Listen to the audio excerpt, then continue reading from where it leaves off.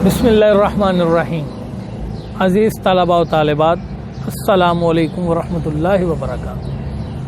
अल्लाह रब्बुल इज़्ज़त से उम्मीद है कि आप सब खैरियत से होंगे और अपनी तालीमी और इल्मी सरगर्मियाँ जारी व सारी रखे हुए होंगे।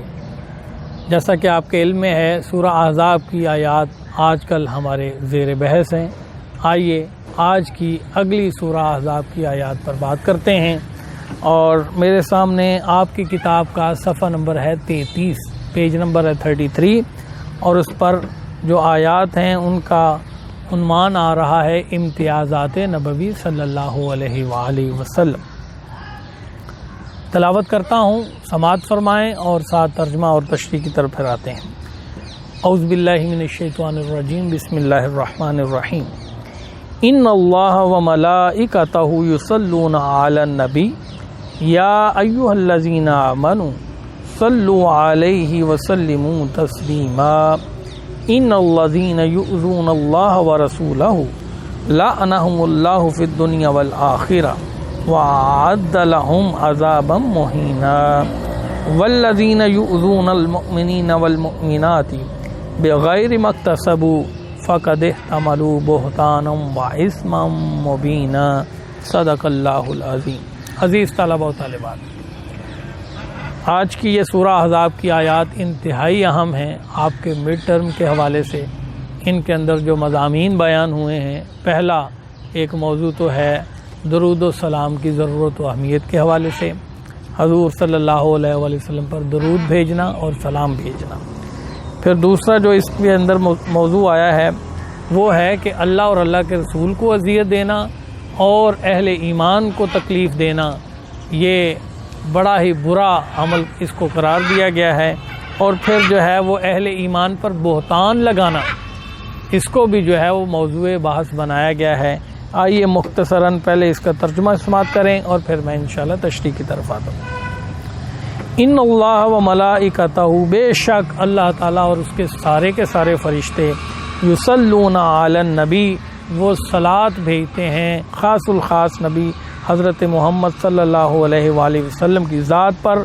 या अय्युहल्लज़ीना आमनू, ए ईमान वालो, तुम्हें भी यह हुक्म है, सल्लु अलैहि, आप सल्लल्लाहु अलैहि वसल्लम पर सलात भेजो, वसल्लिमू तस्लीमा, और सलाम भी भेजो जैसे कि सलाम भेजने का हक़ है। तो अज़ीज़ तलबा, इस आयत के अंदर हज़ूर सल्लल्लाहु अलैहि वसल्लम पर सलात और सलाम दोनों ही भेजने का हुक्म आया है।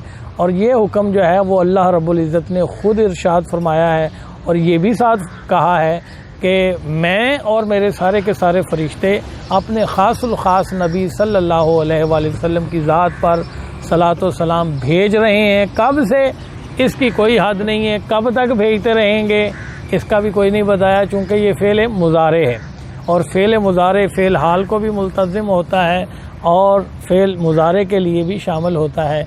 तो ये बड़ा कमाल ज़िक्र कदीम है। इसको अगर आप समझना चाहें तो बड़ा ये खूबसूरत बहस है कि ये ज़िक्र कदीम है, और ज़िक्र कदीम वो है कि जिसकी ना कोई इब्तदा है ना इंतहा है। ये अल्लाह ताला कर रहा है, जो काम अल्लाह करता हो वो फिर कदीम है कि चूँकि वो उसकी ना कोई इंतहा है ना उसकी इब्तदा है, अल्लाह की ना इब्तदा है ना इंतहा है। तो ये काम जो है अल्लाह ताला कह रहा है कि मैं कर रहा हूँ, कब से ये नहीं बता रहा कब से। तो ये बड़ा कमाल का ज़िक्र है, ज़िक्र मुहम्मदी सल्लल्लाहु अलैहि वसल्लम। सलात कहते हैं दरूद को, आम मानों में दरूद कई तरह के हैं, इस पर भी बहुत सारे इख्तलाफात पाए जाते हैं कि कौन सा दरूद पढ़ना है। इख्तलाफ में जाने की ज़रूरत नहीं, जो आपका दिल करे, जिससे आपको मोहब्बत हो वो वाला दरूद पाक आप पढ़ सकते हैं। किस हालत में पढ़ना है, बैठ कर, खड़े होकर, लेट कर, आते जाते, इस पर कोई पाबंदी नहीं। अल्लाह रब्बुल इज़्ज़त ने दीगर जो इबादत हैं उनके लिए तो पाबंदियाँ लगाई हैं, क़वाइद व ज़वाबित हैं, शराइत हैं, लेकिन इस काम के लिए अल्लाह ताला ने किसी को कोई छूट नहीं दी। कहा कि जिस हालत में भी हो पढ़ो, वुज़ू है नहीं है, वक़्त कौन सा है, वक्त ज़वाल है, हर हालत में ये कबूल है। मज़े की बात है कि ये काम वो है कि जो हर हालत में कबूल है, हर सूरत कबूल है। इस पर आप दावा कर सकते हैं कि अगर आपने दरूद व सलाम पढ़ा है तो ये किसी सूरत जो है वो रिजेक्ट नहीं होता। ایون کہ کوئی شرابی، کبابی، زانی شخص بھی، کوئی کافر شخص بھی پڑھ لیتا ہے تو اس کا بھی درود پاک جو ہے وہ اللہ رب العزت اس کو دنیا میں اجر دیتے ہیں، چونکہ آخرت کے لیے کافر کے لیے اجر نہیں ہے۔ تو بہرحال اس کے بے شمار فضائل ہیں، ہمیں چاہیے کہ ہم کثرت کے ساتھ حضور صلی اللہ علیہ وآلہ وسلم کی ذات مبارکہ پر درود بھی بھیجیں اور سلام بھی پڑھیں۔ آگے فرمایا گیا کہ بے شک وہ لوگ جو اللہ تعالیٰ کو اذیت دیتے ہیں اور اللہ کے رسول کو اذیت دیتے ہیں، اللہ تعالیٰ نے ان کے لیے دنیا میں لعنت فرما دی ہے اور ان کے لیے بڑا ہی دردناک اور رسوا کر دینے والا عذاب ان کے لیے رکھ دیا۔ تو یہ بہت بڑی ایک جو ہے وہ ہیبت ناک جو ہے وہ انداز ہے۔ اللہ رب العزت بڑے غضب میں ہیں کہ جو لوگ اللہ کو تکلیف دیتے ہیں، لیکن یاد رکھیں عزیز طلبہ و طالبات، اللہ کو تکلیف کس نے دینی؟ کس کی مجال ہے کہ وہ اللہ کو جو ہے تکلیف دے سکے؟ حقیقت میں اللہ کے رسول کو اذیت دینا جو ہے وہی اللہ کو اذیت دینا ہے۔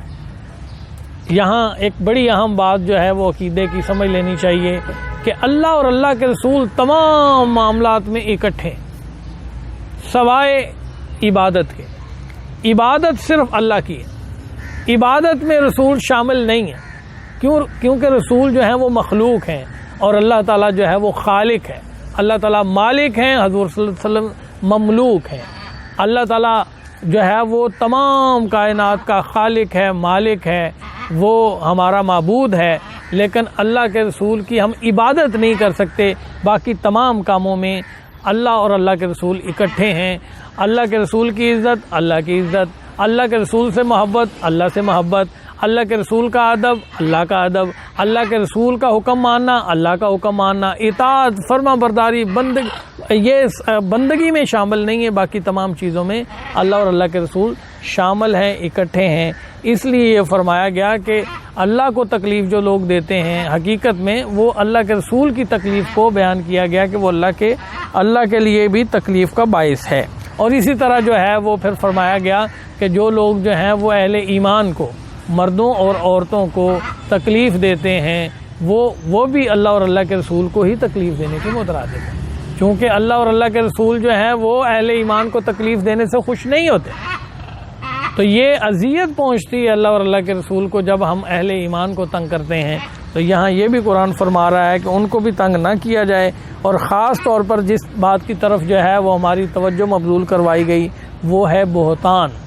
کہا گیا فَقَدِ احْتَمَلُوا بُهْتَانًا وَإِثْمًا مُبِينًا، اور انہوں نے جو بہتان لگایا ہے، جو بہتان اٹھایا ہے اور جو اہل ایمان پر جو جھوٹی بات منسوب کر دی ہے، یہ بڑا کھلا گناہ ہے۔ اس سے ہمیں بچنے کی کوشش کرنی چاہیے اور یہ بڑا لازمی ہے۔ اس کو ذرا سمجھیں بھی کہ ایک ہے غیبت، ایک ہے بہتان۔ غیبت تو عزیز طلبہ و طالبات وہ ہے کہ کوئی آپ ایسی بات کسی اپنے بہن بھائی کے بارے میں بیان کریں کہ جو اس کے اندر وہ عیب تھا، وہ برائی اس کے اندر تھی، وہ گناہ اس کے اندر تھا، لیکن آپ نے اس کی عدم موجودگی میں کسی کے سامنے اس کو بیان کیا، تو یہ ہے غیبت۔ یہ بھی بہت بڑا گناہ ہے۔ آپ بات کو پھر سے سمجھیں کہ کسی کے اندر کوئی عیب تھا، کسی کے اندر کوئی برائی تھی، کسی کی کوئی غلطی تھی، اس کو آپ نے اس کی عدم موجودگی میں اس کی پیٹھ پیچھے کسی کے سامنے بیان کر دیا، تو یہ ہے غیبت۔ لیکن بہتان یہ ہے کہ کسی کے اندر کوئی عیب تھا ہی نہیں، کسی کی کوئی برائی تھی ہی نہیں، کسی کی کوئی غلطی تھی ہی نہیں، کسی نے کوئی گناہ کیا ہی نہیں تھا، اور آپ نے اس کی طرف جو ہے نا وہ منسوب کر دیا، جھوٹ اس کے اوپر جو ہے نا وہ ڈال دیا۔ اس کو کہتے ہیں بہتان، اور یہ گناہ کبیرہ ہے، یہ بہت بڑا گناہ ہے۔ اس سے ہمیں بچنے کی کوشش کرنی چاہیے، بچنے کی اللہ تعالیٰ سب کو توفیق دے۔ اور خاص طور پر غیبت کے بارے میں بھی حضور صلی اللہ علیہ وآلہ وسلم نے فرمایا کہ غیبت تو یوں ہے کہ جیسے آپ اپنے مردہ بھائی کا کچا گوشت نوچ نوچ کر کھا رہے ہیں، اس کو کہا گیا ہے کہ یہ غیبت ہے۔ یہ اتنا بڑا گناہ ہے۔ تو بہتان تو اس سے بھی اوپر ہے۔ تو اس لیے ہمیں چاہیے کہ ہم غیبت سے بھی بچیں اور بہتان سے بھی بچیں، چونکہ ان کا تعلق جو ہے وہ معاشرتی تعلقات سے ہے، معاشرتی معاملات سے ہے۔ یہ معاشرتی برائیاں ہیں، یہ معاشرتی ہمارے مسائل ہیں۔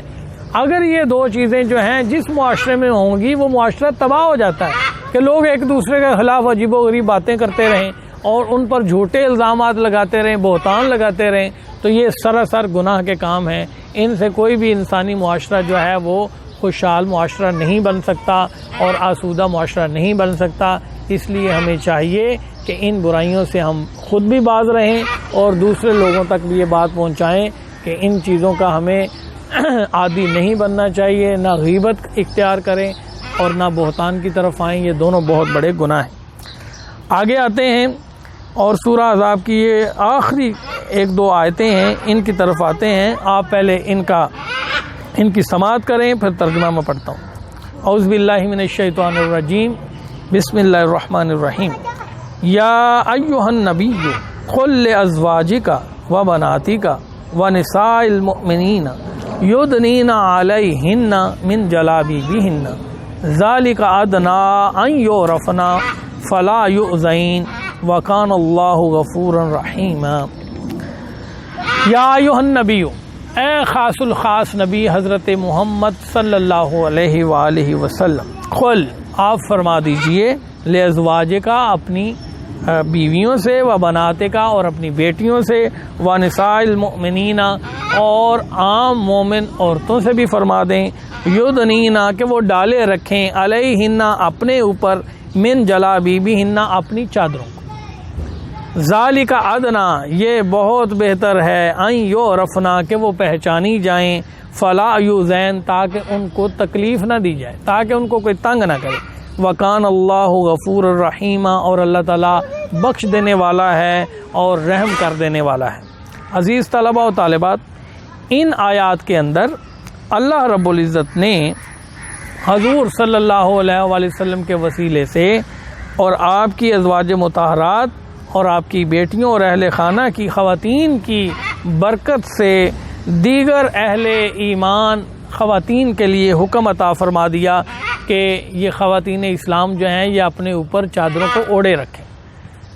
یہاں سے پردہ کے احکام ملتے ہیں، اور ساتھ فرمایا گیا کہ یہ بہت بہتر ہے کہ وہ پہچانی جائیں تاکہ پھر ان کو تکلیف نہ دی جائے، کیونکہ زمانہ جاہلیت میں یوں ہوتا تھا کہ جو غلام عورتیں ہوتی تھیں جن کو کنیزیں کہا جاتا تھا، ان کی کوئی عزت نہیں ہوتی تھی، وہ بیچاری پردہ نہیں کرتی تھیں، وہ باہر جب نکلتی تو ان کو چھیڑتے لوگ اور ان کے ساتھ چھیڑ خانی کرتے، تو اس لیے جنا یہ فرمایا گیا کہ جو مومن عورتیں ہیں ان کو چاہیے کہ وہ ان سے منفرد رہیں، عام لوگوں کو بھی پتہ چل جائے کہ یہ عام عورتیں اور غلام عورتیں نہیں ہیں، یہ آزاد مومن عورتیں ہیں، اور یہ جو عورتیں ہیں یہ ایمان والی عورتیں ہیں، اور ان کی طرف کوئی جرت بھی نہ کرے ان کو چھیڑنے کی، اور اس لیے قرآن نے کہا کہ ان کو چاہیے کہ یہ پردہ کیا کریں۔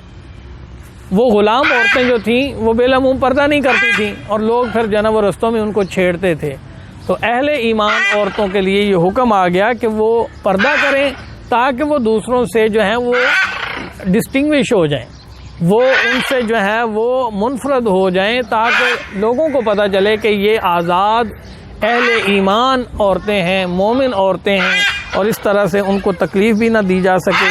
تو عزیز طلباء و طالبات، پردہ کے احکام کے حوالے سے علماء کرام کے ہاں جو ہے تھوڑا اختلاف بھی پایا جاتا ہے۔ کچھ علماء کرام کہتے ہیں کہ پردے کے اندر چہرے کا پردہ بھی شامل ہے، ایک رائے یہ ہے، اور دوسری رائے یہ ہے کہ چہرے کا پردہ جو ہے وہ پردے کے احکام کے اندر شامل نہیں ہے۔ تو یہ دونوں پوائنٹ آف ویوز ہیں، تو میں یہ سمجھتا ہوں اختلاف امتی رحمتن کہ حضور صلی اللہ علیہ وآلہ وسلم نے ارشاد فرمایا کہ میری امت کے اندر اختلاف رائے باعث رحمت ہے، تو دونوں طرح سے پردے کا حکم ہے۔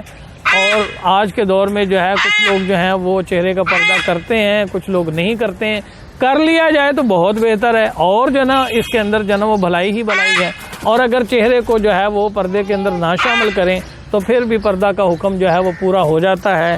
اللہ رب العزت سے دعا ہے کہ ہمیں ان معاملات کو سمجھ کر ان پر عمل کرنے کی توفیق عطا فرمائے۔ باقی جو ہے وہ آپ کی کتاب کے اندر تفصیلات موجود ہیں، آپ وہاں سے پڑھیں، اور آن لائن کلاس کے اندر انشاءاللہ العزیز آپ کے سوالات کو ہم انشاءاللہ ایڈریس کر لیں گے، اور وہاں اگر کوئی کمی بیشی ہوگی تو ان کو ہم پورا کر لیں گے۔ بہت شکریہ۔